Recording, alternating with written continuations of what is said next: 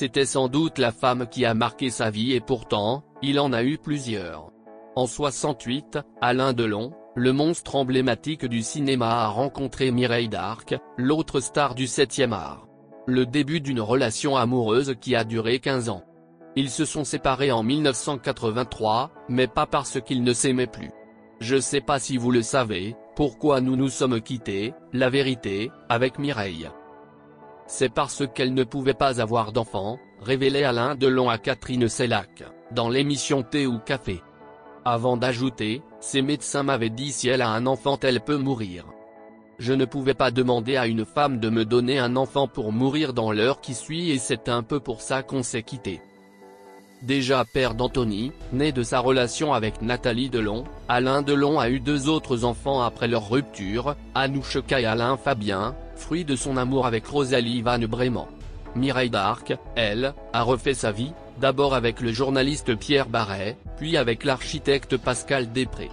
Pour autant, Alain Delon et Mireille d'Arc sont restés proches. Et l'acteur est resté auprès de l'actrice jusqu'à la fin. Jusqu'à sa mort le 28 août 2017, à l'âge de 79 ans, des suites d'une hémorragie cérébrale. À l'occasion de 5 ans de la mort de Mireille d'Arc, dimanche 28 août 2022, le label Panthéon, d'Universal Music, sort un double album en vinyle de ses plus belles chansons. En effet, si elle était surtout connue pour sa carrière d'actrice, elle s'était également essayée à la chanson à partir des années 1960, interprétant des chansons parfois amusantes, parfois coquines. Dont certaines signées Serge Gainsbourg, chansons qu'Alain Delon a eu plaisir à redécouvrir dans le double album posthume de Mireille d'Arc.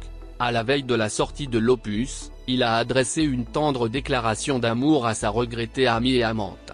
Mimi, si je devais dessiner la forme de ton univers, je lui donnerais la forme d'un cœur. Si je devais sculpter une femme, ce serait toi, a-t-il déclaré à l'AFP, ajoutant, ton amour est mon paradis perdu, amour plus fort que la mort.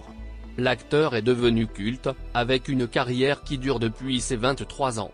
Il est longtemps resté l'acteur le plus rentable de France, et son nom reste toujours associé à des classiques comme Rocco et ses frères, Le Guépard et bien d'autres.